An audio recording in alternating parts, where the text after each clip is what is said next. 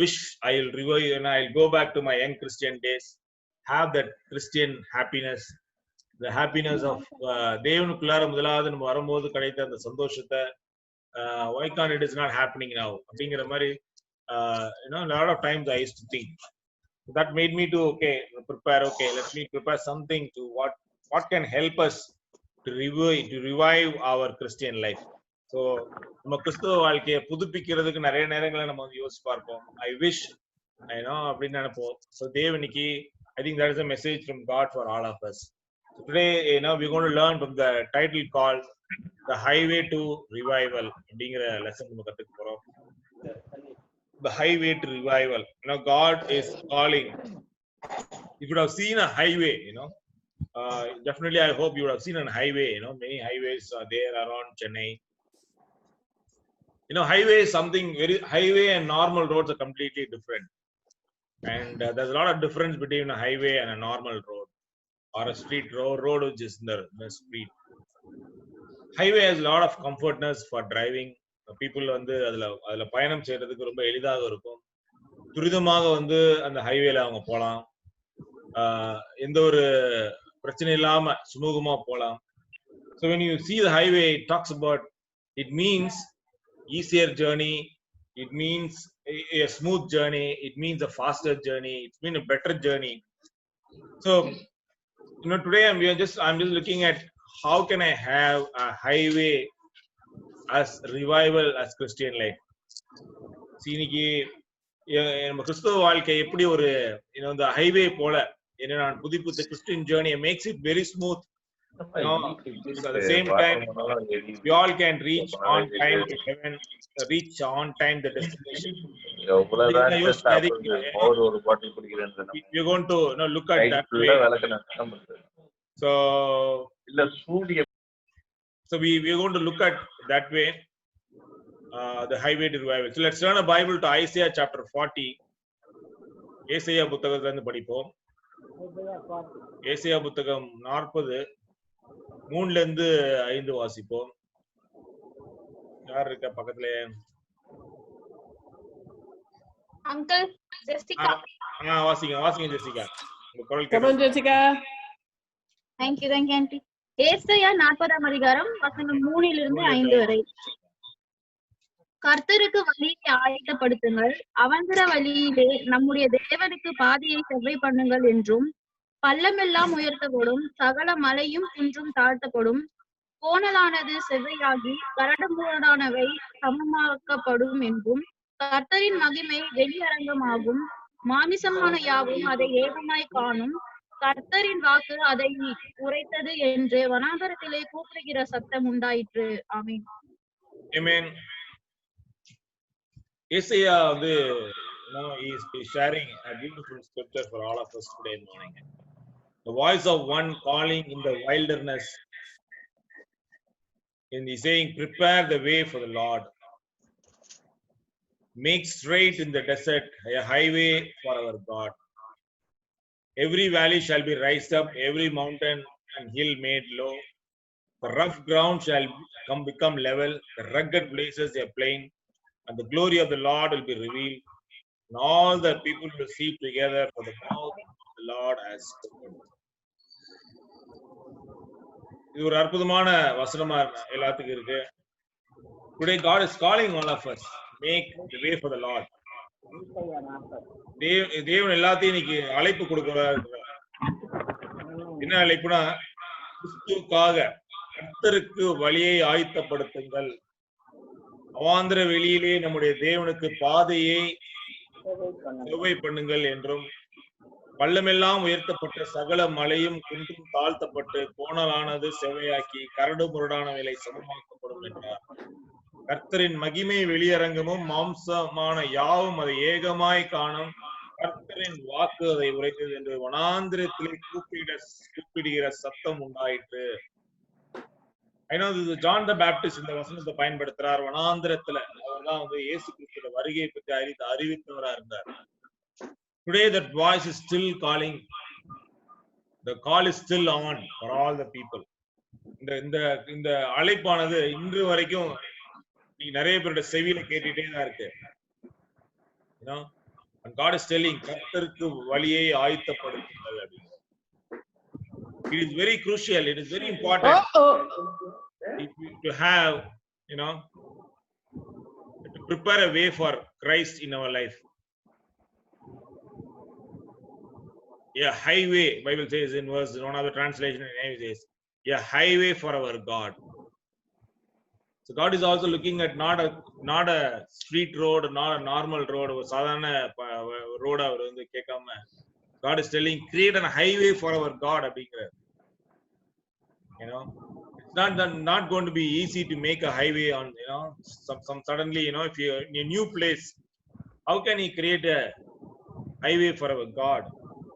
God is teaching you, you know, God is calling all of us, you know, for this a journey of creating a highway for him. Today God is calling all of us for a revival. So,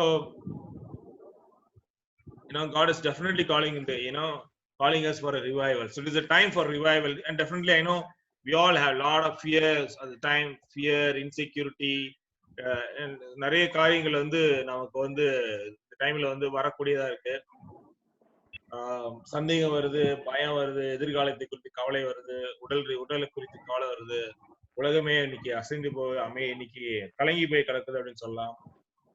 Whatever people thought that's a strength today is gone. They thought money, அவங்க நினைச்சாங்க பணம் இருந்தா எல்லாத்தையும் பண்ணலாம் அப்படின்னு. But பணம் இன்னைக்கு இருந்தும் பிரயோஜனம் இல்லாம இருக்கு. They thought that I have an authority, I can save somebody. அதிகாரம் இருந்தா எனக்கு போதும்னு நினைச்சாங்க. இன்னைக்கு அதிகாரமும் ஒன்றும் பிரயோஜனம் இல்லாம போயிடுச்சு. We thought we have science inventions and scientists அப்படின்னு நினைச்சோம். நம்ம நிறைய விஞ்ஞானிகளும் ஞானவான்லாம் இருக்கிறாங்க, எல்லாத்துக்கும் ஒரு முடிவு சொல்லுவாங்கன்னு நினைச்சிட்டு இருந்தாங்க. இன்னைக்கு அதெல்லாம் அவங்களாம் தேவனை பண்றது, அவங்க ஞானத்தை வந்து தேவன் முறியடிச்சிட்டாரு. Today people have no hope, no bigger hope than God actually. We look at the world, we thought ஒரு சில பேர் நினைச்சாங்க என்னோட ஜாப் வந்து இருக்கனால பிரச்சனையே இல்லை அப்படின்னு. But sad to see, you know, people are losing jobs. I had a very close friend who was with me. He was working with me, you know, not working with me, is my colleague in Ramanujam IT City. அவரை பத்தி நான் உங்கள்ட்ட சொல்லியிருக்கேன்.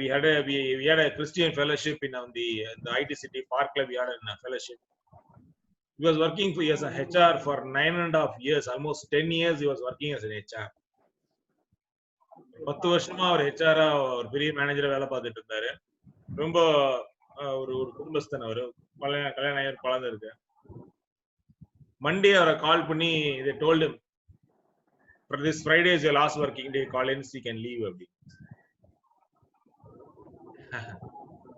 So his life was shattered, you know, all his dream that he had, plan he had, all got shattered in a moment.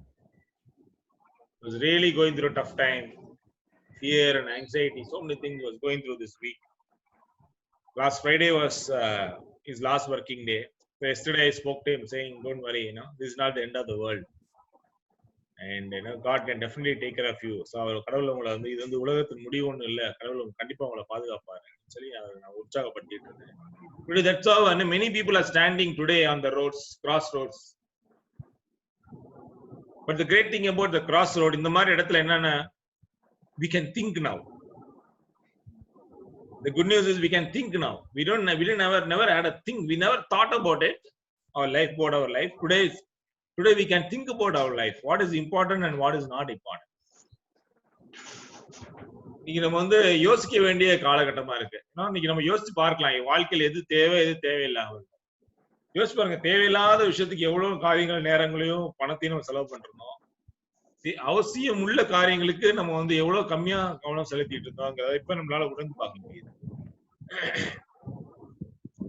You know, but the good news is there is still an opportunity for all of us to revive our Christian life. நம்ம கிறிஸ்தவ வாழ்க்கையை புதுப்பிக்கிறதுக்கு God is still calling us from the desert, from the wilderness. His voice is still calling. His voice is still heard. அவருடைய சத்தமானது இன்றும் வனாந்திரத்திலிருந்து நீங்க தேவன் எல்லாத்துக்கும் தேவன் அழைப்பு கொடுத்துட்டே இருக்கார். Revival is a time of refreshing, renewing, restoring, and a time of rejoicing. No?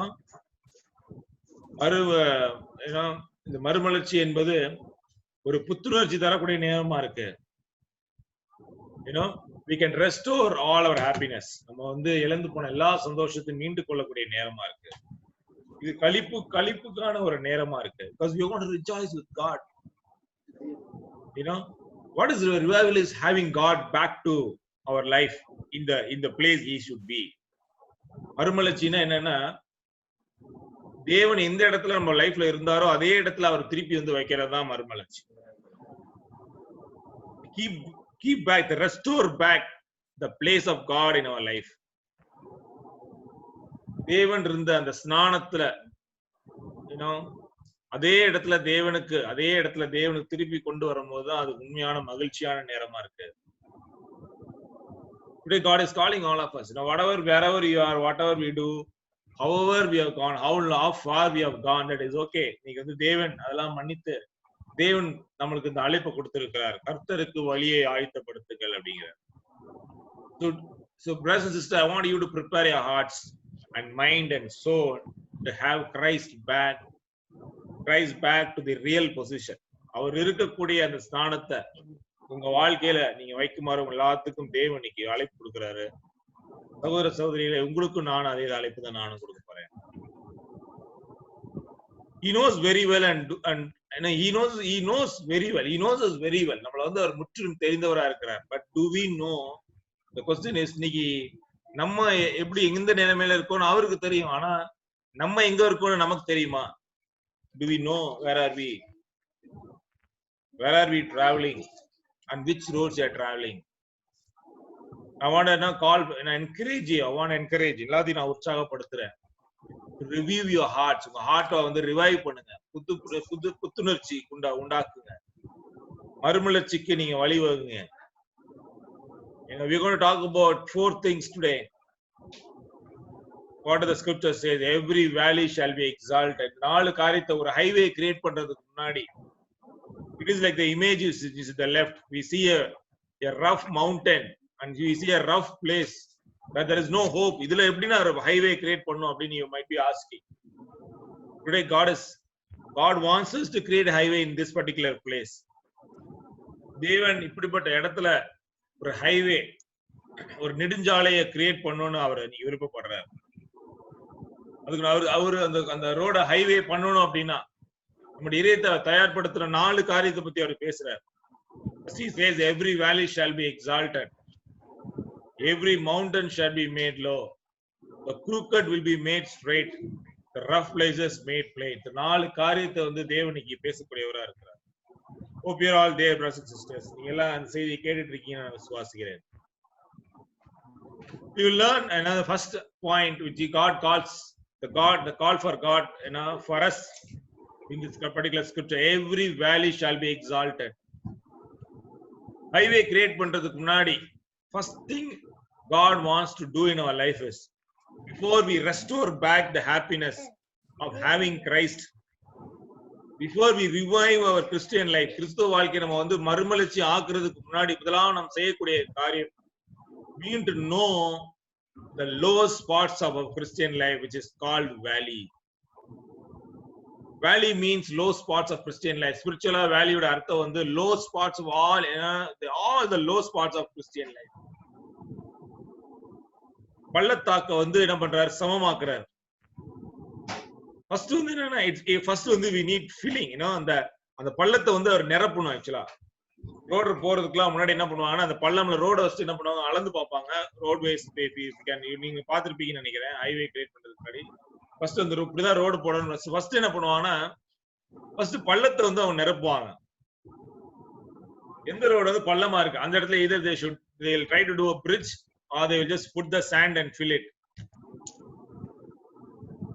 Before they even if they see a even mountain or mountain or hills முன்னாடி இருக்கு, அதை டீல் பண்றதுக்கு முன்னாடி குழியை வந்து அவங்க சரி செய்யணும். It's very crucial for them. So even our Christian life, the valley which Bible talks about, the valley shall be exalted, will be raised up. அப்படின்னா என்ன மீனிங்னா, நம்ம லைஃப்ல இருக்க பள்ளங்களை முதலாவது நம்ம நிரப்ப வேண்டும். பைபிள்ல வந்து 4-5 இடத்துல அந்த வேலி பத்தி படிக்கிறோம். ஒரு வேலியும் ஒரு காரணத்தை வந்து சுட்டி காட்டுது. பைபிள்ல முதலாவது பார்க்கும்போது the valley of Elah, 1 Samuel 17 17 அந்த வசனங்கள் இருக்கு. அதுல வந்து நம்ம படிக்க போறது இல்ல. நம்ம I'm just giving a short, crisp of that particular incident where Saul and Saulum Philistines meet பண்ற இடத்தை பாக்குறோம். ஆக்சுவலா அந்த எதிரிகளும் மீட் பண்ணக்கூடிய இடம். ஆக்சுவலா that was one of the biggest battle Saul and Israelites faced in their life. One of the biggest enemy they saw in the valley. The valley of Elah means for us where we would have faced the biggest enemy for our Christian life. நம்ம வாழ்க்கையில நீங்க யோசிச்சு பாருங்க, எந்த விஷயங்கள் வந்து நம்மள வந்து ரொம்ப பயப்படுத்தக்கூடிய காரியம் என்ன? The biggest enemy for our soul, what is that? That means the valley of Elah. And we see another valley called Valley of Baca. Valley of Baca is a sudden disaster. We don't know what suddenly something comes and attacks us. Only God only knows kind of situation. அது வந்து தேவனுக்கு மட்டும் தான் தெரியும், வேற யாருக்கும் தெரியாது அப்படின்னு. Unknown reason. We don't know what, we can't even figure it out why it happened. Everything goes well. எல்லாமே சுமூகமா போயிட்டு இருக்கு. திடீர்னு வந்து ஒரு attack. And our life gets shattered. This happened even life of Job. யோபோட வாழ்க்கையில இதுதான் நடந்தது. திடீர்னு ஒரு நாள் எல்லா பலமும் அவர்கிட்ட இருந்து எடுத்துப்படப்பட்டது. A sudden disaster, it means the valley of Baca. அடுத்த வேலி பாக்குறோம். சங்கீதத்துல சொல்லக்கூடிய அந்த வேலி சங்கீதம் 23:4 படிக்கிறோம். முன்னாடி படிச்சது சங்கீதம் 84:5-6 அந்த வேலி ஆஃப் Baca பாக்குறோம். சங்கீதம் 23:4 இன்னொரு வேலி. Bro, please repeat that, bro. That previous one, the valley of Baca. The valley of Baca, Psalms 84 verse 5-6 la we see that. Amen, bro. Psalm 84. Can you see the screen? Just screen பார்க்க முடியுதா? பார்க்க முடியுது, bro. Okay. So அடுத்த வேலி வந்து we see in சங்கீதம் 23:4 ஒரு வேலி பார்க்கிறோம். The valley of shadow of death. தமிழ்ல அற்புதமா இருக்கு. Maybe we can read in Tamil once. Deborah படிங்களேன். ஜெசிகா படிங்களேன். சங்கீதம் 23:4. நான் மரண இருளின் பள்ளத்தாக்கிலே நடந்தாலும் பொல்லாப்புக்கு பயப்படேன். தேவரீர் என்னோடு கூட இருக்கிறீர். உமது கோலும் உமது தடியும் என்னை தேற்றும். மரண பள்ளத்தாக்கில் it is a way where we face fear of death. There are some things, I'm sure for everybody, எல்லாத்துக்குமே மரணங்கிறது ஒரு பெரிய பயம் தான். There are something which is always pushes us forward, some fear which always engrips us. ஏதோ ஒரு பயம் நம்மளை எப்போதுமே ஆட்டிக்கொண்டுட்டே இருக்கு. அதுல இந்த மரண பயம்ங்கிறது வேலி ஆஃப், இந்த சங்கீதம் 23:4 அது குறிப்பிடப்பட்டிருக்கு. It is a valley of shadow of death. மரணத்தோட அந்த ஷேடோ, நிழல் நம்ம மேல படும்போது அதோடைய we really get shattered away. All our confidence, everything goes away from us. It's very painful time. People sometimes they go through death and come back. சில பேர் என்ன பண்றாங்க, they go through death and come back. Some people they don't return back. சில பேர் அது மீண்டும் மேல வரதில்லை. There is a valley for all of us in Christian life called valley of shadow of death. Everybody goes through this at least once in their life. I have gone through, many people have gone through that and come back. Some people they never came back. It's so painful to go through that valley. அடுத்து இன்னொரு வேலி பார்க்கிறோம், இன்னொரு பள்ளத்தாக்கு பார்க்கிறோம். The valley of Achor, Joshua chapter 7:24-26 பார்க்கிறோம். Where God punished the family of Achor, completely destroyed them. They're all stoned to death. If you look at just note it down and go back and read while you have free time. Joshua chapter 7:24-26, we see about details about valley of Achor. Achor, when they sinned, God want them to be destroyed. And everybody, if they put Achor in a valley and they throw the stone and kill him, and we see the wrath of God poured out on them. தேவனுடைய கோவாக்கினி அவங்க மேல இறங்கி அந்த குடும்பத்தை அவங்க எல்லாம் கற்கள் எரிந்து என்ன பண்ணாங்க, they killed him because he did such a sin and he provoked God's anger. தேவனுடைய கோபாக்கினி என்ன பண்ணாரு, அவர் வந்து சீண்டிட்டார். அதனால அந்த காரியம் அந்த குடும்பத்தை அந்த தேவன் வந்து அந்த குடும்பத்தை சங்கரிக்கிறத பாக்குறோம். The value of Akar means அதுக்கு அந்த பள்ளத்தாக்கி ஆக்காருடைய பள்ளத்தாக்குங்கிறது என்ன, நமக்கு என்னன்னா நம்ம தேவன் நம்ம மேல அவருடைய கோபாக்கினிய பொழியக்கூடிய ஒரு கடினமான நேரமா இருக்குது. The consequence, we face the consequence of our sins. It's a very painful time. Only a person who sin goes through that, and we know why we are going through that. We know that's the hand of God sometimes. அது வந்து தேவனுடைய கரம்னே நமக்கு தெரியும் நம்ம அந்த டைம்ல. We know that's a God's wrath. அடுத்தது பாக்குறோம் வேலி ஆஃப் பெரேக்கா. இது ஒரு சந்தோஷமான இடமா இருக்கு. இது நம்பிக்கை தரக்கூடிய ஒரு ஒரு ஒரு பள்ளத்தாக்கு அப்படின்னா அந்த வேலி ஆஃப் பெரேக்கா தான். வேலி ஆஃப் பெரேக்கா, ஏன்னா பெரேக்காவுடைய பள்ளத்தாக்கு வந்து இன்னைக்கு நமக்கு நம்பிக்கை கொடுக்கக்கூடிய. ஏன் அப்படின்னா even in Beracah people worship God. ஏன்னா பெரேக்கா பெரிய தேவன் என்ன பண்ணாங்க, பெரிய வெற்றிக்கு பிறகு எல்லாம் அந்த பெரேக்காங்கிற பள்ளத்தாக்குல கூடி தேவன் அவங்க என்ன பண்ணாங்களா, தொழுது கொண்டாங்க. They worshipped in a valley.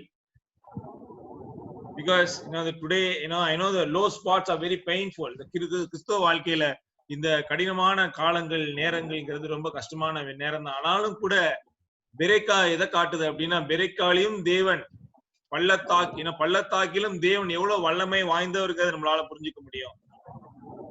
ஏன் அப்படின்னா 1 ராஜாக்கள் 20:28 பாக்குறோம், அவரு பள்ளத்தாக்கின் தேவன் அப்படிங்கிற வசனம் குறிப்பிடப்பட்டிருக்கிறோம். படிப்போம், ஜெசிகா படிங்க. 1 ராஜாக்கள் அதிகாரம் 20:28. அப்பொழுது தேவனுடைய மனுஷன் ஒருவன் வந்து இஸ்ரவேலின் ராஜாவை பார்த்து, கர்த்தர் பள்ளத்தாக்குகளின் தேவனாயிராமல் மலைகளின் தேவனாய் இருக்கிறார் என்று சிறியார் சொல்லுகிறபடியினால் நான் இந்த ஏராளமான ஜனக்கூட்டத்தை எல்லாம் உன் கையில் ஒப்பு கொடுத்தேன். அதனால் நானே கர்த்தர் என்று நீங்கள் அறிவீர்கள் என்று கர்த்தர் சொல்லுகிறார் என்றார். So he is not only God of hills. அவர் வந்து ஒரு மலைகளின் தேவன் மட்டும் இல்ல, but he is also a God of valley. That is a fact. ஏன் அப்படின்னா தேவனுடைய கரம் அங்கேயும் வல்லமையாக இருக்குங்கிறது நம்மளுக்கு that's an encouraging point. அது வந்து நமக்கு ஒரு உற்சாகப்படுத்தக்கூடிய ஒரு காரியமா இருக்கு. இந்த வேலி ஆஃப் பெரேக்கா 2 Chroniclesல 4ஆம் 20:26 படிக்கிறோம். They gathered in the valley of Bereka and they worshipped him. இன்னைக்கு பெரேக்கால as we go through today the encouraging point, நம்ம வந்து இந்த பெரேக்காவுல இந்த கடினமான கிறிஸ்தவ வாழ்க்கையில போயிட்டு இருக்கும் போது, அவரோட கோபாக்கினி நம்ம லைஃப்ல வரும்போது, திடீர்னு ஒரு துன்பம் நம்ம லைஃபை தாண்டும் போது, மரணம் பயத்துக்குள்ளார நம்ம போகும்போது, வாழ்க்கையில பெரிய எதிரியை நாம் சந்திக்கும் போது நம்ம யோசிச்சு பார்ப்போம், இந்த வேலியோட பெரேக்காவை யோசிச்சு பார்ப்போம். ஏன்னா வேலியோட பெரேக்கா இது வந்து துன்பத்தின் இடம் மட்டும் கிடையாது, தேவனை வழிபடக்கூடிய இடமாவது இருக்கு.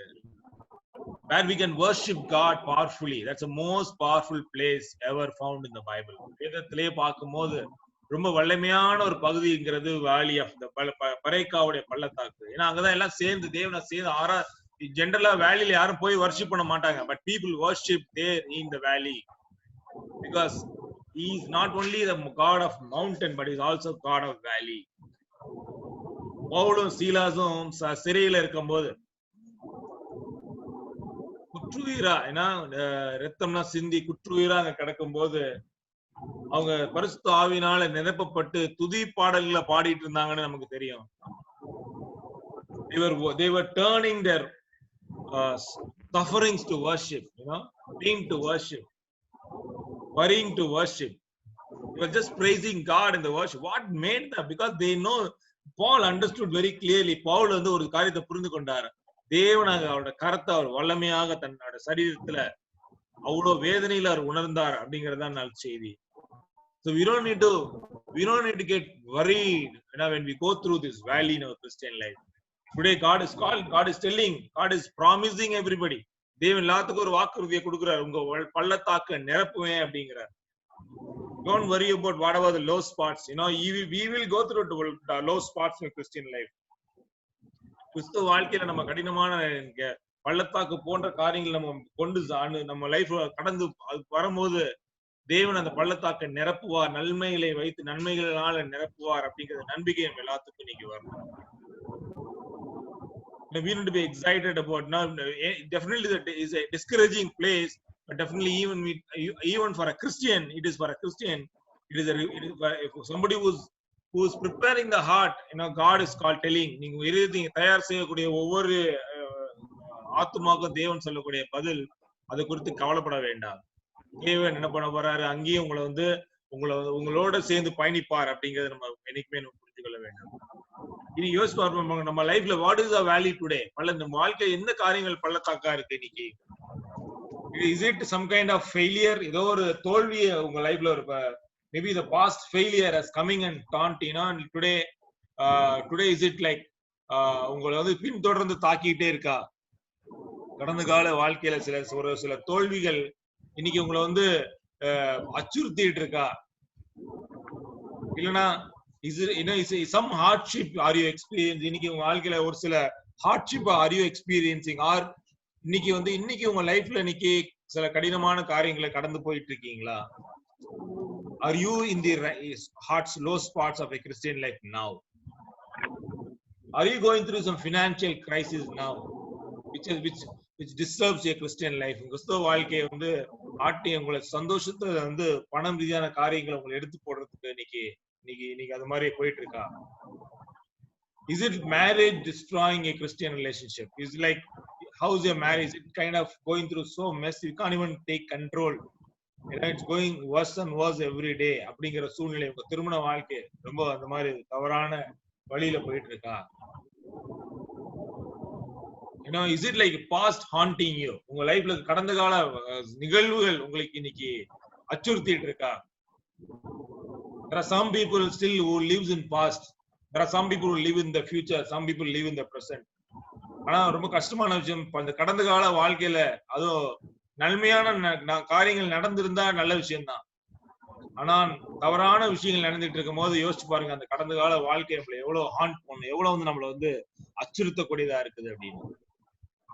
Today God is calling, don't worry about all your valleys. God wants to fill those valleys. So today the call for all of us before we revive our Christian life, we need to identify our valleys. Let's talk about our valleys, brothers and sisters. Not just dwell in the valleys. நம்ம இந்த பள்ளத்தாக்கை குறித்து நாம் பேச முன் வருவோம். Let's not keep with yourself. உங்களுக்குள்ளே வச்சுக்காதீங்க. Rather you speak about something. God will recover you from those valleys. God will exalt you from the valleys. It's a filling. God wants to fill your valleys. நீங்க உங்க லைஃப்ல இருக்க எல்லா பள்ளத்தாக்கையும் தேவன் நிரப்பணும்னு தேவன் சுத்தம் கொண்டிருக்கிறதுனால எல்லாருமே நம்மளுடைய லோ கிறிஸ்டியன் லைஃபை பத்தி பேசி நமக்குள்ளே வச்சுட்டு போராடிட்டு இருக்காம அதை குறித்து நாம் பேசுறதுக்கு நம்ம எல்லாம் முன் வரணும்னு உங்க எல்லாத்தையும் நான் அழைப்பு கொடுக்குறேன். இன்னைக்கு தேவ வசனமும் அழைப்பு அப்படிதான் கொடுக்குது. Because God is trained உங்க லைஃப்ல ஒரு பெரிய ஒரு பாதையை அவர் செய்யப்படணும்னு ஆசைப்படுறாரு. அப்படிங்கிறதுனால இந்த பயங்களை குறித்து நாம் பயப்பட வேண்டாம். தேவன்கிட்ட முறையிடுறதுக்கும் அதை அறிக்கையிடுறதுக்கும் ஒருத்தரோட பேசி அது ஒரு முடிவு கொண்டதுக்கு நாம் முன் வருவோம்.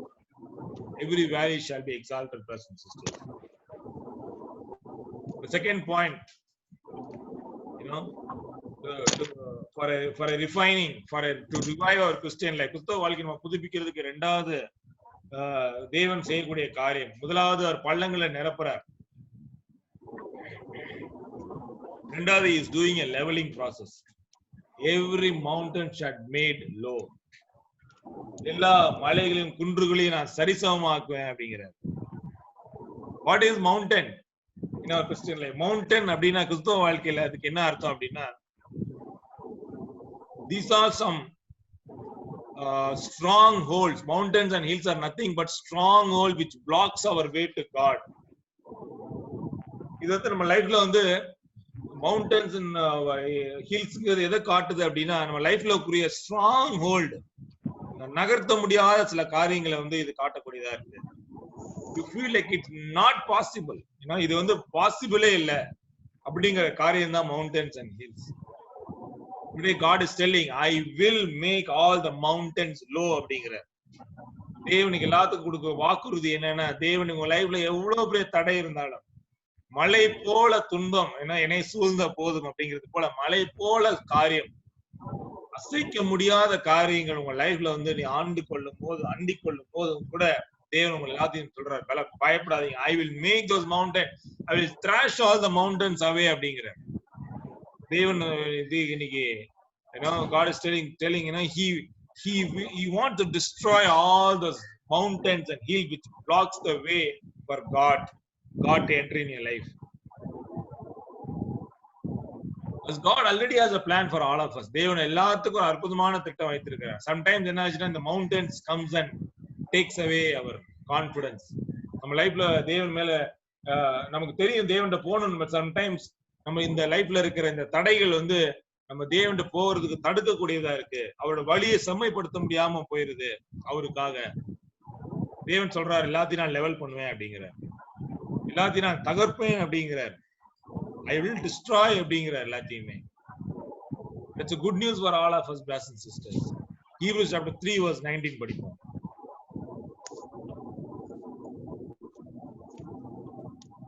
Hebrews chapter 3 verse 19 படிங்க ஜெசிகா.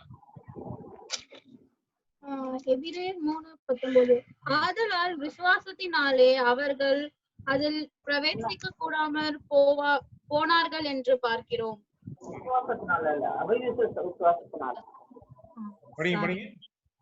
ஆதலால் அவ்விசுவாசத்தினாலே அவர்கள் அதில் பிரவேசிக்க கூடாமற் போனார்கள் என்று பார்க்கிறோம். அவிசுவாசத்தினால அவங்க பிரவேசிக்க முடியல. This unbelief, அந்த அவிசுவாசம் ஒரு மலையை போல காரியம் அப்படிங்கறத நம்ம புரிந்து கொள்ள வேண்டும். அவிசுவாசம் என்பது ஒரு மலை போல ஒரு காரியம். அந்த அவிசுவாசம் இருக்கும்போது தேவனோட வழியை நம்ம ஆயத்தப்படுத்துறது ரொம்ப கஷ்டம். தேவன் சொல்றாரு, இன்னைக்கு நான் அந்த அவிசுவாசத்தை நான் எடுத்து போடுவேன்னு சொல்ல வர்றாரு இந்த வசனத்துல. Today we just look at what stronghold are you struggling with. உங்க லைஃப்ல இன்னைக்கு எந்த காரியத்தை, பலமான காரியம், எந்த காரியம் உங்களை ஆட்டி படைத்துக் கொண்டிருக்கிறது? அவிசுவாசமா நிறைய காரியங்கள் இருக்கு. ஒரு விஷயத்தை உங்களுக்கு சொல்றேன், என்னன்னா இஸ்ரவேலர்கள் ஈஜிப்ட்ல அடிமையா இருந்தாங்க. அவங்க வந்து அந்த வாக்குறுதி பண்ணப்பட்ட இடத்துக்கு போறதுக்கு, ஏன்னா அந்த மவுண்ட் சீனாயில இருந்து அவங்க டிராவல் பண்றதுக்கு 11 நாள் தான் ஆக்சுவலா தேவைப்பட்டது. ஒரிஜினலா டிராவல் 11 நாள். யோசிச்சு கொஞ்சம் நல்லா கவனிங்க. 11 நாள் ஜேர்னிய 40 வருடங்கள் ஆச்சு அதை கடந்த அந்த ஊருக்கு போறது, அந்த காலாந்தேசத்துக்கு, அவங்களுடைய அந்த வாக்குறுதி பண்ண பாட்டு போறதுக்கு. 11 நாள் எங்க இருக்கு, 40 வருஷம் எங்க இருக்குன்னு யோசிச்சு பாருங்களேன் சகோதரர். God never gave them that easy way of entering into God's land. ஏன் அப்படின்னா reason God is telling why. ஏன் வந்து அவங்க எளிதாக போகல அப்படின்னா they had an attitude of grumbling. அவங்களுக்கு வந்து முணுமுணுக்கிற ஒரு பழக்கம் இருந்தது.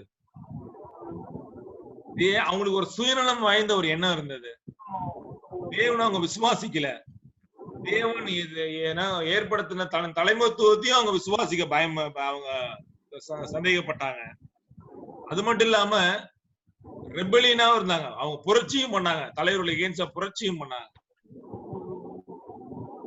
அவங்க தேவன் அவங்க லைஃப்ல எவ்வளவு அற்புதங்கள் செய்து அவங்களை ஈஜிப்ட்ல இருந்து வெளியே எல்லா அற்புதத்தையும் அவங்க மறந்துட்டாங்க. இதனால என்னாச்சுன்னா, இதனால அவங்க பாவம் செய்து 11 நாள்ல ரீச் ஆகிற வேண்டிய இடத்த 40 வருஷம் கழிச்சு ரீச் ஆகாங்க. Imagine how pathetic it was. I can reach in 11 days. 11 நாள்ங்கிறது எங்க இருக்கு, 40 வருஷம் எங்க இருக்கு யோசிப்பாரு. நிறைய பேர் 40 வருஷம் மனாந்தத்துல இறந்தே போயிட்டாங்க.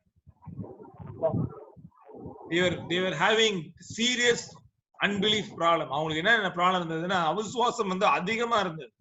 அவ்வளவு அற்புதத்தையும் பார்த்தும் அவங்க அவிசுவாசமாக இருந்தாங்க, முணுமுணுத்துட்டே இருந்தாங்க, மோசே ஏன்ஸ்டா புரட்சி பண்ணிட்டே இருந்தாங்க. நம்பவே இல்லை. அவங்க தேவன் சில காரியத்தையும் மறந்துட்டாங்க. இதனால என்னாச்சு, தேவன் அவங்களை வந்து 40 வருஷம் கழிச்சுதான் உள்ளாரே கொண்டு போறாரு. இன்னொரு விதத்துல சொல்லணும்னா, ஒரு ஜனத்தையே அழித்துட்டாரு. ஒரு ஒரு ராஜ்யத்தையே அழித்துட்டு புது ஜனங்கள் தான் உள்ளாரே போனாங்க. Today unbelief is the biggest stronghold, brothers and sisters. நம்ம லைஃப்ல இருக்க பெரிய சவால் என்கிறது அவிசுவாசம்ங்கிற ஒரு காரியம். இது மலை போல ஒரு காரியம். மலைங்கிறது எதை குறிக்குதுன்னா அந்த அவிசுவாசத்தை தான் மெயினா குறிக்குது. யோசிச்சு பாருங்க, உங்க வாழ்க்கையில மலை போல காரியங்கள் என்னென்னலாம் இருக்கு. நிறைய காரியங்கள் இருக்கு. நீ கிறிஸ்தவ வாழ்க்கையில் நம்ம கிறிஸ்தவ talking about reviewing our Christian life. இன்னைக்கு நம்ம கிறிஸ்தவ வாழ்க்கையை வந்து புதுப்பிக்கிறதுக்கு முயற்சி எடுத்துட்டு இருக்கிறோம். நிறைய பேருக்கு அவிசுவாசமாக இருந்த போதிலும் நிறைய காரியங்களை பத்தி நம்ம படிக்கிறோம். ஒண்ணு வந்து இச்சைங்கிற ஒரு காரியம். It is a lust of eyes. For some people it is a lust of eyes. It is a stronghold. Jealousy, பொறாமை. நிறைய பேருக்கு பொறாமையிலேயே லைஃப் ஓடிது. சில பேருக்கு பிட்டர்னஸ், கசப்பு தன்மை அதிகமா இருக்கும் வாழ்க்கையில. யாரையும் மன்னிக்க முடியல. They live with bitterness, they die with bitterness. Some people க்கு worldly friends. உலக ஸ்நேகிதத்தை விட்டு கொடுக்க முடியல. அடிக்ஷன், டிவி, மொபைல் அடிக்ஷனை விட்டு கொடுக்க முடியல. It becomes the biggest stronghold nowadays, brothers and sisters. Phone addiction is one of the biggest addiction. It has become an idol for many people. No, we get attached 24/7. I go through that. You know, the things which happened in the past, the negative thing which has happened in the past, it becomes a stronghold. Some people struggle. தேவன் நம்ம கடந்த கால செய்த சில தவறான நிகழ்வுகள் லைஃப்ல இருக்க கான்ஃபிடன்ஸ் எடுத்து போட்டு நம்ம வந்து we can't even overcome the past. Some people can't even overcome the past. That much pain they have gone through. Some traditions, சில பேருக்கு ட்ரெடிஷன்ஸ், அவங்களுக்கு பாரம்பரியம், அவங்கள பாரம்பரியத்தை தடுத்து அவங்க மேல வர முடியல. It become a stronghold. Some people are doubtful about the future. That becomes a stronghold. Some people worry. கவலைகள் வந்து stronghold. பெரிய எதை குறித்தும் கவலை, எதிர்காலத்தை குறித்து கவலை stronghold ஆயிடும். Disobedience, கோபம், மூர்க்கத்தனம், நிறைய காரியங்கள், hypocrisy, marital problems, dysfunctional family, job stress, low esteem, ego, too much busyness. So many, that would be like a number of things. நிறைய காரியங்கள் லைஃப்ல மூடி மலை போல வந்து இன்னைக்கு ஃப்ரண்ட்ல நிக்குது. இந்த மாதிரி ஒரு சூழ்நிலையில எப்படி நான் தேவனுக்கு வழியை என் வாழ்க்கையை நான் ஆயத்தப்படுத்துவேன் அப்படி நீங்க கவலைப்பட்டு இருந்தீங்கன்னா, God is telling, I will make the mountains low அப்படிங்கிற. God himself will do this work in your life. You don't need to worry. We need to just surrender for his plan. God, you need to just stay. யோசிச்சு பார்க்கலாம், என்னால எப்படி முடியும் அப்படின்னா கண்டிப்பா நம்மளால, நம்மளோட பலத்தினால முடியாது. தேவன் சொல்றாரு, I will make your mountains low அப்படிங்கிற. தேவன் எல்லாத்துக்கும் வாக்குறுதி கொடுக்கிறார். Today, we need to be encouraged, brothers and sisters. Today, God can do mighty things in your life. வாழ்க்கையில தேவன் மகா பெரிய காரியங்களை செய்யக்கூடிய வல்லவரா இருக்கிறார். நம்ம செய்ய வேண்டிய காரியம் ஒண்ணுதான், அவரோட திட்டத்துக்கு நாம் ஒத்துக்கிட்டு சரண்டர் ஆயிட்டு, God I surrender அப்படின்னு சொல்லும் போது, தேவன் எப்படிப்பட்ட மழையா இருந்தாலும் சரி, எவ்வளவு ஒரு ஸ்ட்ராங்கான ப்ராப்ளமா இருந்தாலும் சரி, தேவன் நம்மள அதுல இருந்து வெளிக்கொண்டு வந்து அவரால முடியும். தேவனால கூடாத காரியம்னு உலகத்துல எதுவுமே கிடையாது. உம்மாலே எல்லாம் கூடும் அப்படிங்கிற பாடல் போல தேவனால எல்லாமே முடியும். எவ்வளவு சூழ்நிலையில, கடினமான சூழ்நிலையில God can still is very powerful to revive our Christian life. God is calling for a spiritual revival, brothers and sisters. Now, if you are a Christian, God is calling you. Yes, there's a lot of things. God wants to revive, relook certain things in your life. மாற்றி அமைக்கணும் நீங்க தேவன் விருப்பப்படுறாரு. So don't worry about what are the strongholds. Just surrender to God. உங்க லைஃப்ல இருக்க இந்த பலமான தேவனை தடை செய்யக்கூடிய காரியத்தை குறித்து பயப்பட தேவையில்லை. தேவன்கிட்ட எல்லாம் ஒப்படைப்போம். தேவன் எல்லா மலைகளையும் சரி செய்து சமமாக்குவார் அப்படிங்கறதுதான் இன்னைக்கு நற்செய்தி எல்லாத்துக்கும். Brothers and sisters, every mountain shall be made low. அடுத்த வசனம் படிக்கிறோம். The crooked will be made straight. முதலாவது ஃபர்ஸ்ட் வந்து ஃபில்லிங் ப்ராசஸ். அவர் பள்ளத்தாக்க நிரப்புறாரு, மலைகளை சமமாக்குறாரு. மூணாவது குறுக்கடான பாதையை அவரு ஸ்ட்ரெயிட் பண்றாரு. ஒரு ஹைவே படும்போது இல்ல ஹைவே ஒரு ரோடு ஒரு நெடுஞ்சாலையை வந்து பண்ணும்போது இதெல்லாம் வந்து அப்படிதான் பிளான் பண்ணுவாங்க. The Bible is talking about highways even in Old Testament. It is a straightening process. தேவன் நம்மள ஆத்மீகத்தை புதுப்பிக்கிறதுக்கு கூடிய straightening process தான் இந்த வார்த்தை. God is telling God will change the crooked path, the bended paths. You know, the path which is so deviating, so much deviating. Today God is calling, don't worry, I am going to make that straight அப்படிங்கிறார். ஒரு ரிவைவல்னு பார்க்கும்போது புதுப்பிக்குதல்னு பார்க்கும்போது நிறைய காரியங்கள் அடங்கி இருக்குது. முதலாவது நிரப்புதல்ங்கிற காரியம், சமமாக்குதல்ங்கிற ஒரு காரியம், இப்போ வந்து நீட்டிக்கிறது காரியம், இன்னும் ஸ்ட்ரெயிட் ஆகக்கூடிய காரியத்தை இந்த வசனம் நமக்கு சொல்லக்கூடியதா இருக்கு. Today we have filled our valleys. பள்ளத்தாக்கையும் மேற்கொண்டுறோம், மலைகளை தகர்த்துறோம். ஆனாலும் கிறிஸ்டியன் லைஃப்ல we have come to a kind of okay Christian life பண்ணிட்டோம். ஓகேனா ஒரு கைண்ட் ஆஃப் மீடியோக்கர் கிறிஸ்டியன் லைஃப்னு ஒன்று இருக்கு. கிறிஸ்தவ வாழ்க்கையில மீடியோக்கர் கிறிஸ்டியன் லைஃப்னு ஒன்று இருக்கு. ஏன்னா யூ கமிங் டு சர்ச், நீங்க சபைக்கு வரோம், காணிக்கை தரோம், அப்பப்ப பைபிள் படிக்கிறோம், அப்பப்ப பிரேயர் பண்றோம். we got kind of a settlement, ஒரு விதமான settlement. we have some plan A, plan B அந்த மாதிரி எல்லாம் பிளான்களை வைத்திருக்கிறோம்.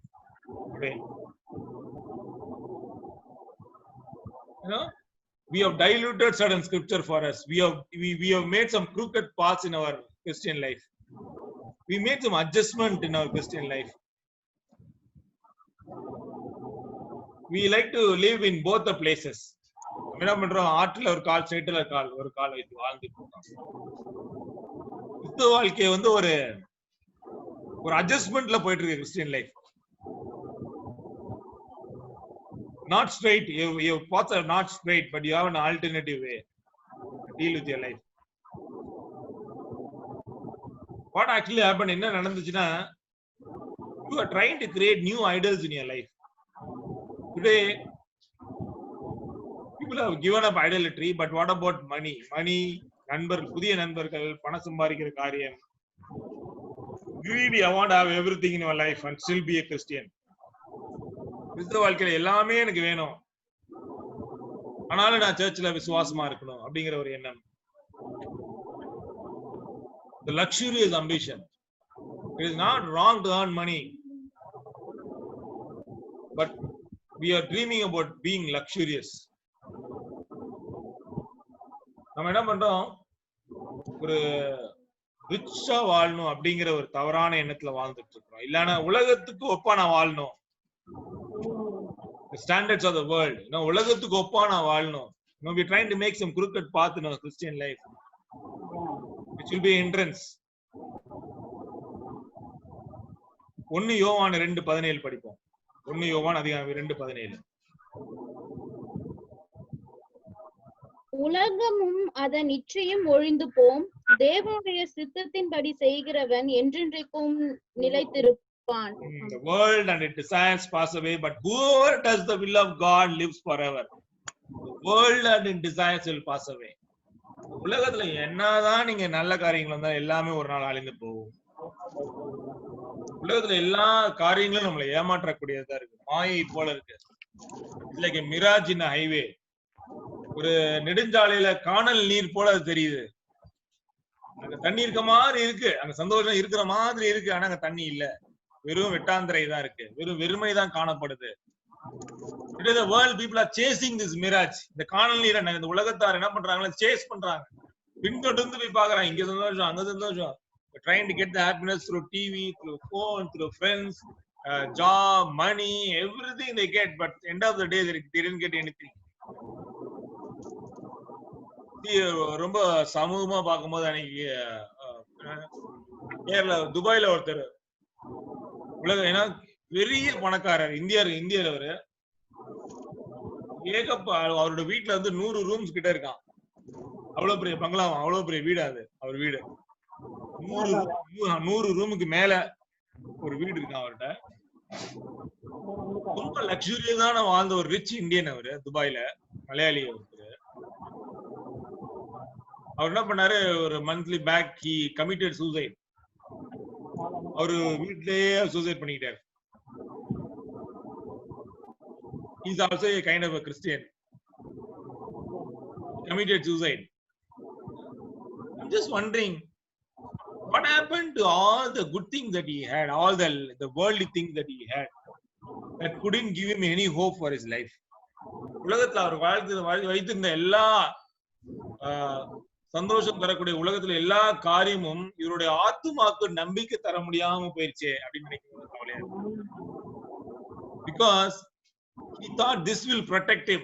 அவரு அது சந்தோஷம் தரும்னு நினைச்சு வாழ்ந்துட்டு இருந்தாரான்னு தெரியல. Instead of having all these things, he lost his life. He lost his hope. அதுல சரி, உலகத்துல எல்லா காரியங்களும் ரொம்ப மாயை போலதான் இருக்கு, காணல் நீர் போலதான் இருக்கு. ஒரு ரோடுல ஒரு நெடுஞ்சாலையில காணப்படக்கூடிய காணல் நீர் போலதான் இருக்கு. எல்லாமே எல்லாம் இருக்கும் போல தோணுது, பட் உண்மை அது இல்ல. எல்லாம் தோணும், இதுல சந்தோஷம் இருக்குன்னு தோணும், சந்தோஷம் இருக்கிற மாதிரி தோணும்.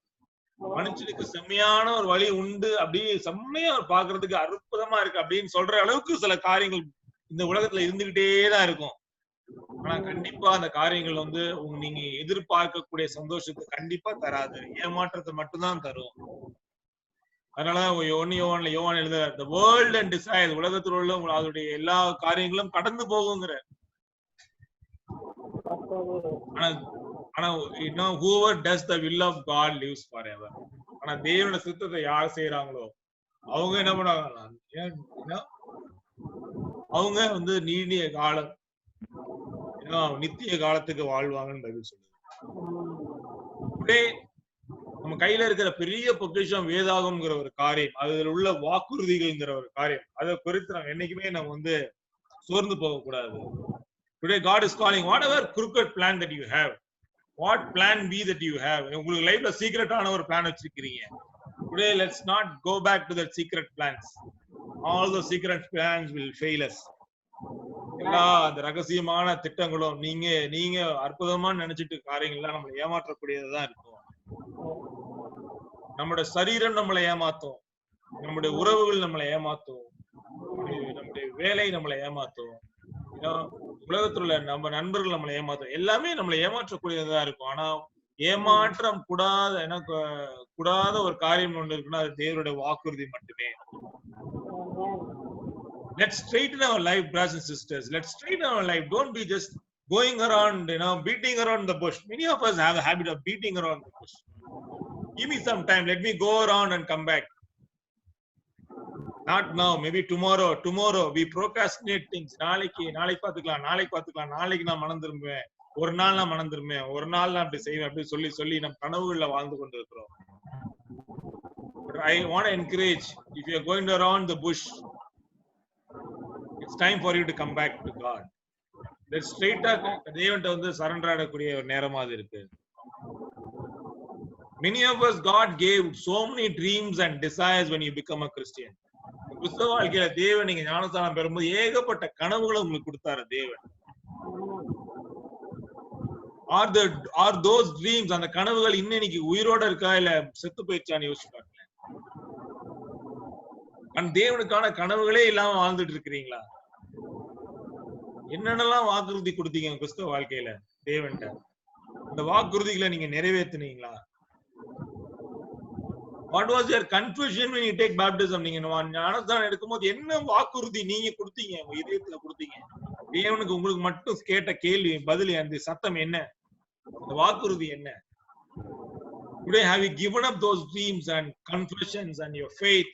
அந்த விசுவாசத்தை இழந்து கொண்டு இன்னைக்கு plan B, plan C ன்னு ஓடிட்டு இருக்கா வாழ்க்கை. You know very clearly you're not doing well. You know very clearly this plan will not succeed. Why are you trying that plan then?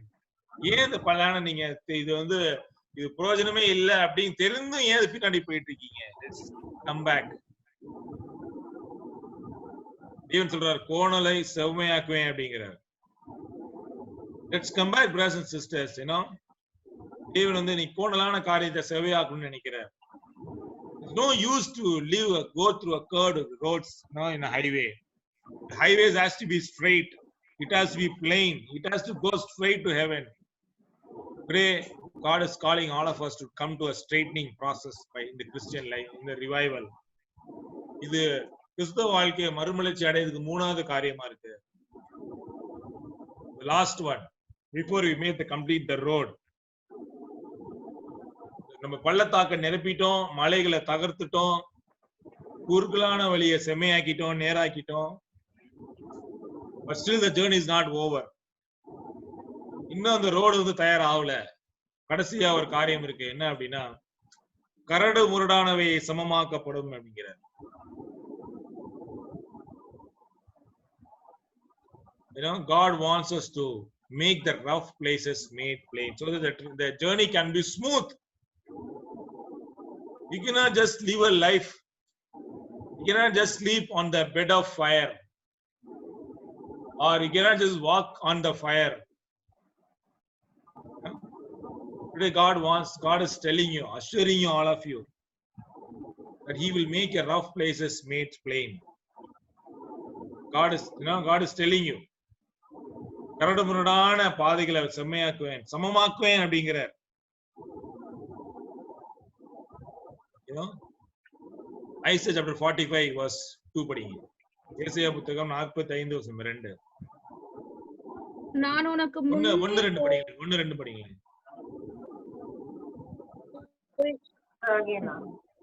கர்த்தராகிய நான் அபிஷேகம் படிக்கிறீங்களா ஆண்டி? படிங்க. கர்த்தராகிய நான் அபிஷேகம் பண்ணின கோரோசுக்கு முன்பாக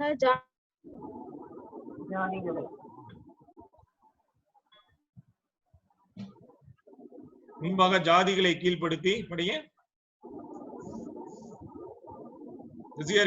கீழ்ப்படுத்தி ராஜாக்களின் வாசல்கள் பூட்டப்படாது இருக்கு படிங்க. ஜாதிகளை கீழ்ப்படுத்தி ராஜாக்களின் இடைக்கட்டுகளை அவிழ்க்கும்படிக்கும் அவனுக்கு முன்பாக வாசல்கள் பூட்டப்படாதிருக்க கதவுகளை திறந்து வைக்கும்படிக்கும் அவனை பார்த்து அவன் வலது கையை பிடித்து கொண்டு அவனுக்கு சொல்லுகிறதாவது, நான் உனக்கு முன்னே போய் கோணலானவைகளை செவ்வையாக்குவேன்.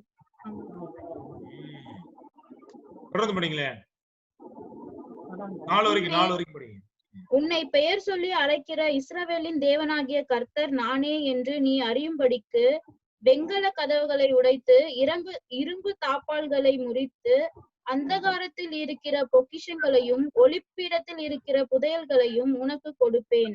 நான் என் தாசனாகிய யாக்கோபின் நிமித்தம் நான் தெரிந்து கொண்ட இஸ்ரவேலின் நிமித்தமும் நான் உன்னை பெயர் சொல்லி அழைத்து நீ என்னை அறியாது இருக்கிறதும் உனக்கு நாமம் தரித்தேன். Amen. Bro, it is Isaiah 40 only, no? It's not 45 or 40, yeah? 45. But we read all Isaiah 40 only முன்னாடி 40, இந்த வசனம் வந்து 45. அப்படியா? Okay. So Isaiah 45 in verse in English ரெண்டுல படிக்கும்போது I will go before you and level the mountains. I will break down the gates of bronze and cut through the bars of iron. தமிழ்ல வந்து வெண்கல கதவுகளை உடைத்து இருப்பு தாழ்பால்களை முறித்து அந்தகாரத்தில் இருக்கிற பொக்கிஷங்களையும் ஒளிப்பிடத்தில் இருக்கிற புதையல்களையும் உனக்கு கொடுப்பேன் அப்படிங்கிறார். You know, the rough part, you know, God is telling, whatever makes your life rough, makes you feel rough, God is telling, I will destroy all the rough parts. I will ensure I will clean it. I will make it plain to you அப்படிங்கிறார். What is the rough place? Rough place is very difficult to deal with. It takes longer time. It's our characters that hinders the God's will to accomplish. The rough what it denotes in our Christian life, it means our difficult characters that hinders God's will for our life. இது வந்து நம்மளுடைய விசேஷமான இது சுட்டி காட்டுது. இது கடினமான ஒரு காரியம் இதை டீல் பண்றதுக்கு. It takes many years to deal with that. இது வந்து ஒரு நாள்ல சரி செய்யக்கூடிய காரியம் இல்ல. இது வந்து நம்மளோட கூட பிறந்ததுல இருந்தே இருக்கிற குணாதிசயமா இருக்கிறதுனால, even after coming to Christian life, இந்த குணாதிசயம் நம்மள வந்து என்ன பண்ணுது, நம்மள ஆட்கொண்டு என்னதான் நம்ம வந்து நம்மளோட பள்ளத்தாக்க சரி செய்தாலும், மலைகளை தேவன் தகர்த்தாலும், ஏன்னா நம்ம குறுக்கான வழியை செம்மையாக்குனாலும், இந்த குணாதிசயத்துல வந்து எல்லாம் மாட்டி நிக்கிறோம். We get stuck in the characters. Everybody has some character in our life which makes a Christian life rough. Think about it. I'm sure everybody has some character. Everybody has equal, and God is not biased. ஒருத்தருக்கு அதிகமான பலவீனம், அடுத்திருக்கு இன்னொரு அப்படின்லாம் சொல்லவே இல்லை. எல்லாத்துக்கும் சரிசமமான பிரச்சனையை தேவன் கொடுத்திருக்காரு நான் சொல்றேன். ஒரு வாட்டி என்ன பண்ணாரு, பவுல் வந்து அவருக்கு இருந்த வேதனையை தேவன் சொல்லும் போது, என் கிருபை உனக்கு போதும் அப்படின்றார். எப்படியாவது எடுத்து போடுங்க, என்னால முடியல, இது வந்து என்னுடைய முள்ளு போல என் குத்திக்கிட்டே இருக்கு என்னோட ஆத்மாவை அப்படின்னு சொல்லி அவர் தேவன்கிட்ட போய் முறையிடும் போது கிறிஸ்து அவர்கிட்ட சொல்றார், என் கிருபை உனக்கு போதுங்கிறார், உன்னோட பலவீனத்துல என் பலம் பூரணமாய் விளங்கும் அப்படிங்கிறார். சோ உலகத்து நம்ம வாழ்க்கையில, கிறிஸ்துவ வாழ்க்கையில அசைக்க முடியாத சில குணாதிசயம்னு ஒண்ணு இருக்கு. It's a troublesome character for all of us. God is telling God will destroy. அதையும் நான் சரி செய்வேன் அப்படிங்கிறார். Sometimes we get fed up of our own Christian life. கிறிஸ்துவ வாழ்க்கை குறித்து நம்மளே நம்ம சோர்ந்து போயிடும். Sometimes I feel God, what a Christian I am. Still I feel sometimes ashamed. Because every time I come into that same spot, my own sweet weakness spot, every time I come and hit and dash down. It is so pathetic, but it is very real. இது வந்து ஒரு உண்மையான இடமா கூட இருக்கு. Everybody can pinpoint something and share, from your life. உங்க லைஃப்ல நீங்களே அதை பார்த்துட்டு நீங்களே சொல்லலாம். எல்லாத்தையும் சரி செய்துட்டேன், இந்த காரியத்துல எப்போதுமே நான் தோல்வி அடைஞ்சிட்டேன் சகோதரனே. Those are rough places. It is not that easy to deal with. Sometimes it is so, even we don't even like to talk about it, because அது குறித்து நம்ம பேசணும் கூட நமக்கு தோணாது. ஏன்னா அது பேசினாலே நமக்கு கோவம் வந்துடுது. அந்த அளவுக்கு நமக்கு இந்த காரியம் நம்மள ரத்தத்துல ஊர்ந்தக்கூடிய DNA லெவல்ல மாறி இருக்கு. It can be, so I'm just mainly talks about characters, I believe, the rough places, but it can also be the wrong friends that you're carrying in your life, which makes the life, Christian life, rugged. கொஞ்சம் சீரா போறதுக்கு தடையா இருக்கு ஒரு சில நண்பர்கள். இல்லனா வந்து unspiritual places. You maybe you're living in an unspiritual environment. ஒரு ஆத்மீகம் இல்லாத இடத்துல வாழ்ந்து கொண்டிருக்கிறதுனால sometimes people go through that, fire pit. யோசிச்சு பாருங்க, we all most of the people living in a Christian family, ஒரு என்விரான்மெண்ட்ல வாழ்ந்துட்டு இருக்கிறோம். there are few people, அவங்க வீட்டுல அவங்க மட்டும் தான் கிறிஸ்தவர்கள், மத்தவங்க எல்லாமே கிறிஸ்டியன் இல்லைன்னு வச்சுக்கோங்களேன். யோசிச்சு பாருங்க, அவங்க சபைக்கு வர்றது எவ்வளவு கடினமா இருக்கு. யோசிச்சு பாருங்க, ஒவ்வொரு நாளும் go through, அவங்க வீட்டுல டெம்பிள்ஸ், ஐடல்ஸ் இருக்கும், அவங்க மட்டும் போராடிக்கிட்டே இருக்கணும். Some people, they be a Christian for many years, they go through this pain. It is very difficult. I had a Sabarin or brother, whom some time back got baptized. Actually, I have a roommate. I baptized him. அவங்க family அவன் மட்டும் தான் Christian. அவன் வந்து இவனுக்கு இது special child. அவனுக்கு காது கேட்காது, பேச முடியாது. அவங்க வீட்டுல போனா he loves to be a Christian. அவன் வந்து ஒரு கிறிஸ்துவனா இருக்கிறது ரொம்ப ஆசைப்படுவான். ஆனா அவங்க வீட்டுல வந்து அவனை வந்து ஃபோர்ஸ் பண்ணி பொட்டு வச்சு விடுவாங்க, ஃபோர்ஸ் பண்ணி கோயில் கூட்டு போயிடுவாங்க. He literally cried to me, எனக்கு என்ன பண்ணனே தெரியல bro, please pray for me அப்படி. He's a very young guy. His dad and mom, his families used to really persecute him. God is, but Bible is telling, if you are living in such places, God will make those places plain அப்படிங்கிறது. That's a promise from God today. All that you need to just hold on for some time till God to do that in your life. Be patient. பொறுமையா இருங்க, தேவன் அந்த காரியத்தை சரி செய்வார். அந்த குணாதிசயத்தையும் தேவன் மாத்துவார். Don't give up persevering this character. அந்த கேரக்டர், அந்த குணாதிசயத்தை மாறுறதுக்குரிய அந்த முயற்சியை தயவு செய்து விட்டுடாதீங்க. Certain things take certain time. ஒரு சில காரியங்கள் ஒரு சில நேரத்துக்கு There is a time for everything under the earth. குருமுறைகள் சில நேரங்கள்ல நம்மளோட கிறிஸ்தவ வாழ்க்கைய ரஃபா கொண்டு போயிருது. Poor marriages makes a Christian life like a hell. It's all, you know, it is all very real, brothers and sisters. If you are going through such time, let's read Isaiah chapter 40 verse 31. This is actually a promise for all the people who are going through this kind of place. ஏசாயா புத்தகத்துல 40:31 படிப்போம். What a beautiful scripture and encouraging scripture for all of us. ஏசாயா 40:31 படிங்க Jessica.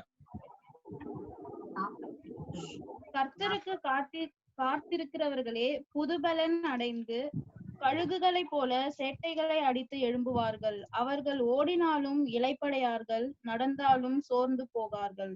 Amen. What an encouraging scripture. What else you wanted? Are you looking at from the Bible? We can dwell in the scripture. இந்த வசனத்தை நம்ம வந்து வைத்து பூமியில வாழ்ந்து கொண்டே போயிடலாம். ஒரு வசனம் நமக்கு போதும். கர்த்தருக்கு காத்திருக்கிறவர்களோ புதுபலன் அடைந்து கழுகுகளை போல செட்டைகளை அடித்து எழும்புவார்கள். அவர்கள் ஓடினாலும் இளைப்படையார்கள், நடந்தாலும் சோர்ந்து போகார்கள். God is telling all of us, but they are the blessed are they who wait upon the Lord shall renew their strength. They shall mount up with wings as eagles. They shall run and not be weary, and they shall walk and not faint. Wow. Today God is telling, you know, if you are somebody who is waiting for the Lord to respond, God will. There comes a refreshing time for all of us. The refreshing time is compared எப்படின்னா அந்த புது பலன் வந்து எதுக்கு ஒப்பாக இருக்குன்னா, கழுகுகளை போல செட்டை அடித்து they all rise up. கழுகு வந்து கழுகு மீன்ஸ், கழுகு என்ன சொல்லுதுன்னா, கழுகுங்கிறது கிறிஸ்தவ வாழ்க்கையில ஒரு இருக்கக்கூடிய மிகப்பெரிய சந்தோஷத்தை காட்டுது. கழுகுகளை போல அப்படிங்கிறது வந்து, கழுகு என்ன பண்ணும், தன்னுடைய ரெக்கைகளை வந்து வயசான என்ன பண்ணுமா, அந்த ரெக்கைகள்லாம் உளுந்துட்டு புது ரெக்கைகளை வந்து என்ன பண்ணுவோம், அதுக்கப்புறம் புது அந்த இட் கெட்ஸ் திருப்பியும் அதோட பலனை அடைந்துட்டு திருப்பியும் ஹைல பறக்க ஆரம்பிச்சிடும். கழுகுகளுக்கு இப்படி ஒரு திறமை இருக்கு, இப்படி ஒரு கிஃப்ட் தேவன் கொடுத்திருக்கிறார். சம்டைம் கிறிஸ்டியன் லைஃப்ல சோர்ந்து போனா கூட தேவன் என்ன பண்ணாரு, நம்மளோட கிறிஸ்தவ வாழ்க்கையை புதுப்பித்து ஒரு யங் கிறிஸ்டியனை போல வாழ வைப்பார். இந்த வசனத்தை பார்க்கும்போது நான் என்ன புரிஞ்சுக்கிட்டேன், கிறிஸ்துவ வாழ்க்கையை மறுமலர்ச்சி அடையதுக்கு 100% வாய்ப்பு இருக்குங்கிறத என்னால புரிஞ்சுக்க முடியுது. All that we need to today is just surrender to God, whatever places you are in. இன்னைக்கு நம்ம செய்யக்கூடிய காரியம், தேவனை நம்ம சரணடையும் போது, தேவன்ட கடவுளே நான் சரணடைகிறேன், இந்த விஷயத்தை நான் விட்டு கொடுக்குறேன், இதுல இருந்து நான் வெளியே வரேன், உங்கள்ட்ட மட்டும்தான் நான் பைபிள் வேதத்தை படிக்க போறேன், தேட போறேன், நான் ஜெபம் செய்ய போறேன், ஒரு ராஜ்யத்தை நான் நாடி ஓட போறேன் அப்படிங்கிற மனப்பான்மை நமக்கு இருக்கும்போது தேவன் பண்றாரு, நம்ம லைஃப்ல இருக்க பள்ளத்தாக்க நிரப்புறாரு, மலை போல துன்பத்தை எடுத்து போடுறாரு, அவிசுவாசத்தை எடுத்து போடுறாரு, குறுக்கலான பாதைகளை சரி செய்யறாரு. அது மட்டும் இல்லாம கடினமான அந்த கரடுமுரடான பாதைகளை செம்மையாக்குறாரு. தேவன் நம்மள கழுகுகளை போல செட்டை அடித்து எலும்ப செய்கிறார் அப்படிங்கிறதா நமக்கு சந்தோஷமான விஷயம். அவர்கள் ஓடினாலும் இளைப்படையார்கள், நடந்தாலும் சோர்ந்து போகாதீர்கள். They shall run and not be weary, and they shall walk and not faint. You know, யோசிச்சு பாருங்களேன், மோசேயோட கதையெல்லாம் ஞாபகத்துக்கு வருது, இஸ்ரேலோட கதையெல்லாம் ஞாபகத்துக்கு வருது. ஏன்னா அவங்க சோர்ந்தே போகவே இல்லை. 40 வருஷம் ஆனாலும், கடினமான வழியில போனாலும் அவங்க சோர்ந்து போகவே இல்லை, தெரியுமா? அந்த பலன் எப்படி வந்ததுன்னா, தேவன் தாமே அவங்களுக்கு கொடுத்துட்டே இருந்தாரு அவங்களுக்கு. ஏன்னா இன்னைக்கு நீங்க சோர்ந்து போயிட்டு இருக்கீங்கன்னா யோசிச்சு பாருங்க, நற்செய்தி என்னன்னா, தேவன் உங்களை புதுப்பிக்கிறதுக்கு கழுகுகளை போல திருப்பி உங்களை செட்டையை பண்ணி நீங்க மேல எழும்புறதுக்கு தேவன் நீங்க அற்புதமான திட்டம் வைத்திருக்கிறார். Let me encourage brothers and sisters, don't give up on your Christian life. கிறிஸ்தவ வாழ்க்கையை விட்டு கொடுக்காதீங்க. Don't give up the dream that you have for God. கடவுளுக்கான அந்த கனவுகளை தயவு செய்து விட்டு கொடுக்காதீங்க. God has a great plan for all of us at this point of time, you know? Here we see a beautiful road, from the rough road to a difficult road. Just imagine the road was like this. இப்படி இடம், இப்படி கரடு முரடான இந்த road, இப்படி இங்க எப்படி road போட முடியும், இந்த இடம் வந்து நீங்க மாறி தேவன் இந்த மாதிரி ஒரு செம்மையான ஒரு ரோட ஹைவேஸ தேவன் கிரியேட் பண்றாரு. It's time to revive a Christian life, brothers and sisters. கிறிஸ்துவ வாழ்க்கை நீங்க புதுப்பிக்கிறதுக்கு அற்புதமானது நேரம். இந்த வருஷத்துல பாதி வருஷத்துக்கு நடுவுல வந்துட்டோம். நம்ம கிட்டத்தட்ட ஜூன்ல வந்துட்டோம். You're going to complete the 6 months. Almost like half of the year is gone. 3 months in lockdown. 3 months. I don't know what happened in 3 months. Jan, February, March என்ன நடந்துன்னே நமக்கு தெரியல. மார்ச், ஏப்ரல், மேல என்ன நடந்தது நமக்கு தெரியும். வீட்டுல இருந்தோம். அப்படி ஒன்றும் பெருசா சாதிக்க முடியல. வருஷம் பாதி வருஷம் முடிஞ்சிருச்சு. I think one thing we all can do in this life, we can review our Christian life. Christian life நம்ம புத்துணர்ச்சியா புதுப்பிக்கலாம் நம்ம எல்லாம் சேர்ந்து. It's time to revive our Christian relationship with God and people. தேவனுக்கும் மனுஷனுடைய உறவுமுறையை நாம் சரி செய்து கொள்வோம். ஏசாயா 43 சொல்லும்போது the voice of one calling in the wilderness to prepare the way for the Lord, make straight in the desert a highway for our கடவுள். இன்னைக்கு இல்லாத ஒரு நெடுஞ்சாலையை தேவன் நம்ம லைஃப்ல செய்யணும்னு ஆசைப்படுறார். தேவனோட வாக்குறுதி இன்னைக்கு எல்லாத்துக்கும் அதுதான். What happens in revival? புதுசா ஆகுறதுக்கு என்ன புதுப்பிக்கிறதுல என்ன கிடைக்கும்னா தேவனோட மகிமை எங்க காணப்படும். You see the road, how beautiful it is. You know, the mountain, people can drive in the mountains today peacefully without any fear. You know, they're traveling on the road, but they're very safe now. They can drive fast, they can slow, they can enjoy the journey in the mountains. And we see the glory of God, you know, when we come to a highway, brothers and sisters. Let us prepare our hearts for revival. நம்ம இருதயத்தை நம்ம புதுப்பிக்கிறதுக்கு தயார் செய்வோம். அதனால எல்லா பலவீனத்தையும் பேசுறதுக்கும் நம்முடைய பள்ளத்தாக்குகளை குறித்து வெளிப்படையாக பேசுறதுக்கும், let's talk about what problem, what is your problem, let's talk about it and deal with this, brothers and sisters. அதை குறித்து நாம் பேசி ஒரு முடிவுக்கு கொண்டு வருவோம். God is willing today. He is so much willing to change our life today. He is so much interested. நம்ம லைஃபை குறித்து ரொம்ப சந்தோஷப்படுறார், ரொம்ப பிரயாசப்படுறார் நம்ம லைஃபை புதுப்பிக்கிறதுக்கு. சந்தோஷத்தை, மனமகிழ்ச்சியை தரதுக்கு ரொம்ப மனமகிழ்ச்சியா இருக்கிறார். Today God wants to exalt us from the valley. பள்ளத்தாக்குல உயர்த்தணும்னு ஆசைப்படுறார். நம்மள்ட்ட இருக்க மலைகள் போல இருக்கிற காரியங்களை அவிசுவாசத்தை தகர்க்கணும்னு ஆசைப்படுறாரு. லைஃப்ல இருக்க கோணலான பாதைகளை செவையாக்கணும்னு ஆசைப்படுறாரு. கரடுமுரடான பாதைகளை செம்மையாக்கணும். நீங்க தேவன் எல்லாத்தையும் செய்து அவரோட வழியை நம்ம லைஃப்ல தெளிவாக செய்யணும்னு, அந்த மகிழ்ச்சிகரமான வழியை சரி செய்யணும்னு ஆசைப்படுறாரு. Let's come close to God. ஏன்னா தேவன் நம்ம அருகாமையில வந்து அருகாமையில பயத்திலையும் நடுக்கத்தோடும் அவர் பக்கத்துல வந்து let's be refreshed. ஆத்துமாக்கு குளிர்படைய செய்வோம். ஆத்துமாக்களை இளைப்பாறுதல் தேவை. ஆக்சுவலா இளைப்பாறுதல் தேவன் மட்டுமே தர முடியும். Let's come to God and surrender, brothers and sisters. I hope you learn and I hope we got something from this message. I hope your soul is revived. Let's be a happy Christian. Let's be blessed in wherever we are, whatever we do. God bless you. Amen. Amen. Awesome. So this is the time for communion. நற்கருணையில் பங்கு கொள்வோம். கிறிஸ்துவின் சரீரத்துல பங்கு கொள்வோம். நம்ம எடுக்க போற அப்பமானது கிறிஸ்துவின் சரீரத்தை குறிக்குது. திராட்சை ரசமானது அவரோட ரத்தத்தை குறிக்குது. கிறிஸ்தவர்களா இருக்க நம்ம எடுக்கும் போது கூட நம்ம யோசிச்சு நம்ம மனதில் ஒரு புத்துணர்ச்சி, ஒரு மறுமலர்ச்சியை உண்டாக்கிட்டு இதுல இருந்து நான் மாற போறேன், இதுல இருந்து நான் மறுமலர்ச்சி அடைய போறேங்கிற எண்ணத்தை வைத்துக் கொண்டு பள்ளத்தாக்குகளை குறித்து நான் வெளிப்படையாக பேச போறேன். என் கிறிஸ்டியன் லைஃப் நான் ஒரு நல்ல ஒரு மனமாற்ற முடிவுகளை எடுக்க போறேன்னு எடுத்து நீங்க இந்த நற்கருணையில பங்கு கொள்ளுமாறு நான் கேட்டுக்கொள்கிறேன். அப்பத்துக்காக திராட்சை ரசம் ஜெபம் செய்வோம். Dear Heavenly Father, thank you so much, God, for this time as we want to take part, Father God, in the communion. We remember, Father God, how much you suffered for us on the cross, how much your body was teared upon because of our sins, how much blood that you shed for our sins, Father God. Pray that whatever weakness that we have, whatever sins that we have committed, please forgive us, Father God, our mistakes, our sins, our transgressions, our iniquities, or whatever we do, whatever we did against you and your will and your spirit and your kingdom, please forgive us, Father. And make us worthy, Lord, as we take part in this. Make each one of us worthy. Forgive their mistakes. Tell them, God, have courage to come back to you. Lord அவங்க பாவங்களை அறிக்கை செய்து விட்டு விடுறதுக்கு உதவி செய்யுங்க ஆண்டவரே. ஆண்டவரே அவங்க பலவீனத்திலிருந்து மீண்டு மேல வரதுக்கு உதவி செய்யுங்க ஆண்டவரே. அவங்க எங்களுக்காக சிலுவையில எவ்வளவோ பாடுகளை அனுபவிச்சீங்க, அதை நாங்க யோசித்து பார்க்கிறோம். எங்களுக்காக உமது சரீரத்தை பீத்து கொடுத்தீங்களே, அதுக்காக யோசித்து பார்க்கிறோம். எங்களுடைய பாவங்களுக்காக ரத்தத்தை சிந்தினீங்களே, அந்த கொடிய வேதனையை சந்திச்சீங்க, அதை யோசித்து பார்க்கிறோம். ஆண்டவரே எங்களை தகுதியாக நீங்க மாத்துங்க. தகுதியாக இருந்து நாங்க நற்கருணையில பங்கு கொள்றதுக்கு உதவி செய்யுங்க. கிறிஸ்துவ வாழ்க்கையை ஒரு மறுமலர்ச்சி அடையிறது கூட உதவி செய்யுங்க ஆண்டவரே. அற்புதமான அந்த வேலை கண்டு செலுத்தி இயேசு நாமத்தில் ஜெபிக்கிறேன். ஆமென்.